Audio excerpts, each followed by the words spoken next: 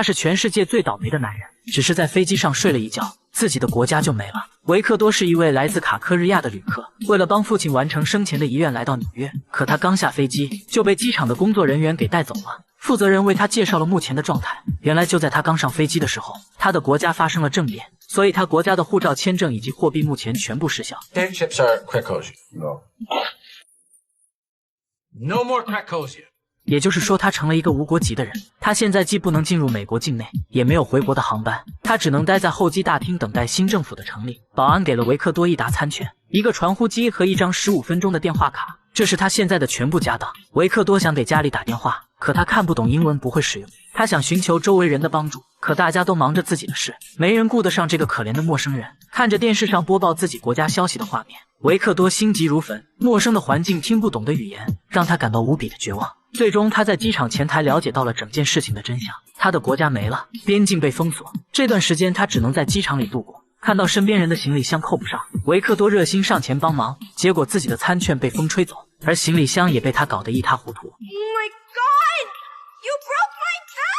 维克多的餐券也被保洁大爷当成垃圾给收走了。他想要去垃圾桶寻找，却被大爷拒绝了。Stop it! Stop it! Do you have an appointment? I'm sorry, I don't let anyone to look at my trash without any appointment. 晚上，他找了一个还在修建的候机厅，把2排椅子拼到一起，睡觉的地方总算有了着落。早上，维克多只能找一些免费的饼干和番茄酱充饥，但总不能天天吃饼干吧？看着别人没吃完的剩菜，维克多陷入了纠结。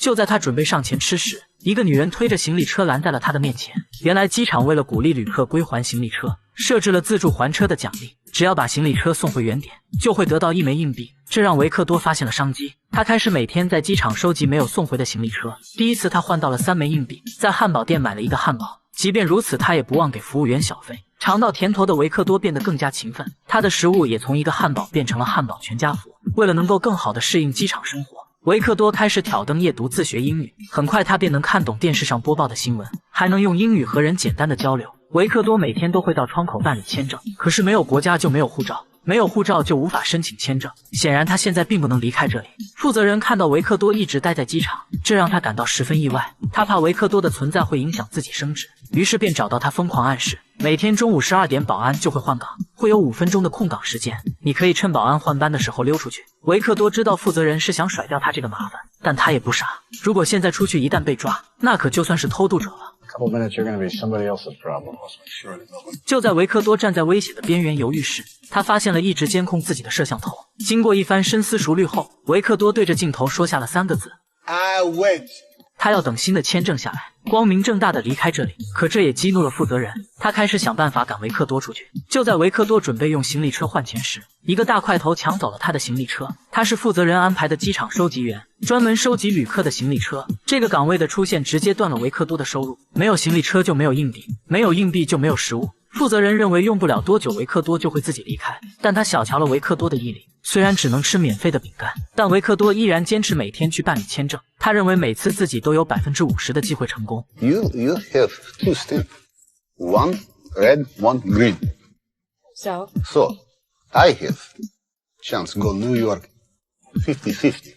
艾丽被他的执着打动，这让一旁的送餐小哥看在眼里。晚上，卢卡找到维克多，并给他带来了丰盛的飞机餐。原来卢卡一直暗恋艾丽，但害羞的他却一直不敢上前搭讪。他看到维克多每天都会去找艾丽办签证，于是就想请维克多去打探艾丽的喜好。作为回报，他会每天给维克多提供食物。维克多欣然答应。在接下来的日子，他每天最积极的事就是跑去找艾丽聊天。很快，艾丽的兴趣爱好就被他了解得一清二楚。得到了这些信息，卢卡对艾丽的追求也充满了自信。可是好景不长，负责人再次找到维克多，他以为这些天维克多都在挨饿，于是拿来好吃的。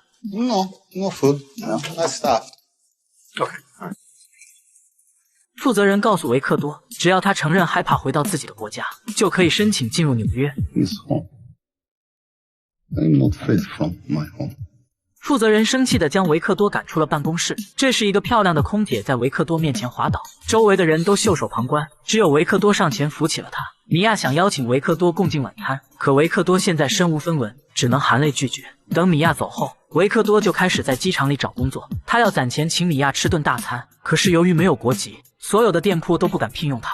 晚上，维克多路过一个正在装修的地方，看着满地的木材和油漆，维克多决定好好露一手。他可是一名优秀的建筑师。第二天一早，维克多看着自己的杰作，高兴地跳着舞，完全没有注意到身后赶来的施工队。看到维克多的手艺还不错，包工头立马给了他一份工作。维克多和机场里工作人员的关系也越来越好。$19 an hour. Unbelievable. Do you know that's more than I make?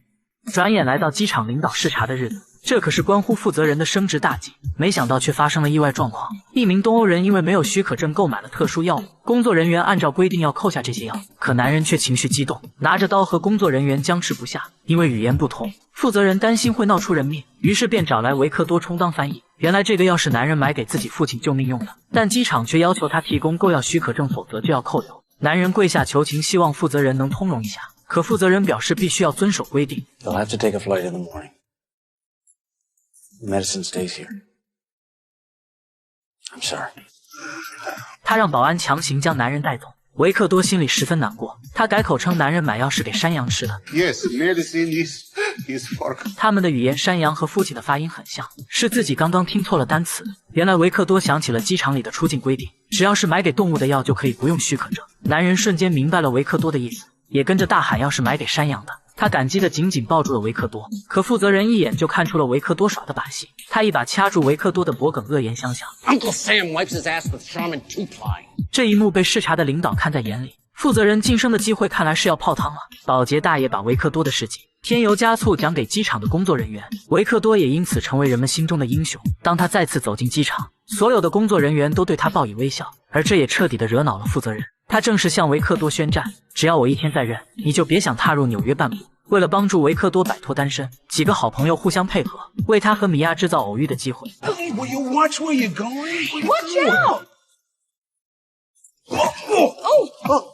维克多邀请米娅共进晚餐，保洁大爷在一旁不太熟练地表演着。这时传呼机的震动打破了美好的氛围。 So sorry. 米娅表示抱歉，起身离开。维克多追了出去。米娅说出了自己的故事，她爱上了一个有家的男人，可男人却迟迟不愿给她一个家。她告诉维克多，自己18岁就在这里上班，如今的她已经39岁了，她受够了等待。维克多表示自己也在等待，等待着回家的消息。这时米娅的传呼机又响了，两人一起将等待扔了出去。分别时，维克多告诉米娅，自己会在2周后送给她一份特殊的礼物。另一边，在维克多的帮助下，艾丽答应了卢卡的求婚，两人在机场举行了简单又浪漫的婚礼。维克多还抢到了新娘的手捧花。他再次找到米娅。 Millie, you know what Napoleon gave to Josephine when he won Bavaria? I show you.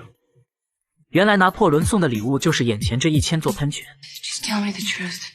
维克多拿出随身携带的铁罐，说出了自己来纽约的目的。照片上是他父亲生前最喜欢的乐队，一共有57名成员。父亲生前写过无数封信，他已经获得了56个人的签名，只剩下最后一个人，这也是父亲生前最大的遗憾。维克多此行来纽约的目的就是寻找最后一名乐手。米娅被维克多的事迹所感动，这一刻他们的关系得到了确定。第二天一早，卢卡告诉维克多，他国家的局势得到了控制，他可以回家了。 The war is over. 众人为维克多举行了欢送会，米娅也给他送来了纽约的临时签证。只是维克多不知道，为了这份签证，米娅再次回到了那个男人的身边。可这次他的脸上并没有笑容。负责人告诉维克多，如果他选择踏入纽约，那么他的朋友就会有麻烦。原来保洁大爷20年前误伤了一名警察，他孤身一人逃到这里隐姓埋名。如果被人发现，保洁大爷就要面临至少7年的牢狱之灾。为了自己的朋友，维克多放弃了帮助父亲实现遗愿。他拖着行李准备返回家乡。保洁大爷为他向负责人低头而生气。维克多没有解释，默默离开。 You are a coward.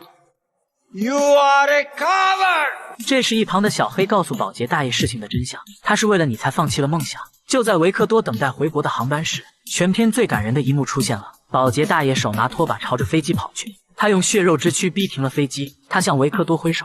I'm going home. 维克多明白保洁大爷是不想让他有后顾之忧，这一刻他决定入境。他开始朝着机场出口走去，朋友们都来为他送行。负责人安排保安拦住他的去路。就在维克多接受现实转身准备回去时，保安队长却做出了一个惊人的举动，他将自己的衣服披在了维克多的身上。 It's snowing in the city, and you're gonna need that. 看到这一幕，负责人气急败坏地呼喊着 Arrest him! Arrest him! God! 维克多走出了机场。为了这一刻，他等待了9个月。他终于可以去为父亲完成他生前的遗愿了。幸福其实是个很简单的事情，让我们像维克多一样，拥有一个积极阳光的心态，朝着心中的目标努力奋斗。如果此刻的你对生活也充满了焦虑，不妨静下心来看看这部电影，幸福也许就在我们身边。